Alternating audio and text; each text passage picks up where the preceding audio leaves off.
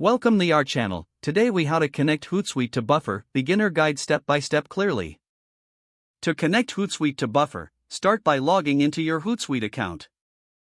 Once you're logged in, navigate to the dashboard. In the left menu, click on the App Directory option. Use the search bar to find Buffer. Click on the Buffer app from the search results. Now select the Add to Hootsuite button. You will be prompted to log in to your Buffer account.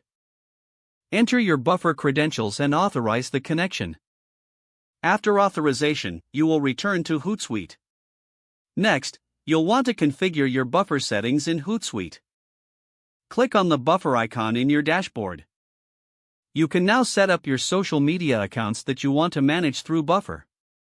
Select the social media profiles you'd like to connect. Once added, customize settings according to your preferences. You can schedule posts and view analytics directly from Hootsuite. Now you're ready to start managing your social media using both platforms effectively. Enjoy the enhanced features of using Hootsuite and Buffer together. If the page does not load, refresh the browser or try again in a private or incognito window. Make sure you are using the correct email address, then retype it carefully to avoid small typos. If your password is not accepted, use the reset option and create a new strong password you can remember. Check your spam folder for verification or security emails, then complete any requested confirmation steps. Enable two-factor authentication if available to improve account security and reduce unauthorized access risk.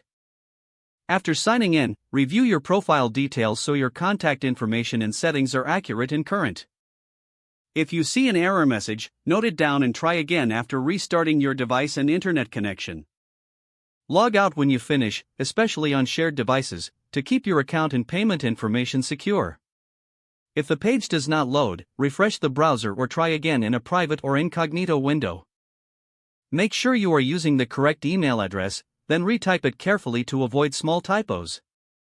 If your password is not accepted, use the reset option and create a new strong password you can remember.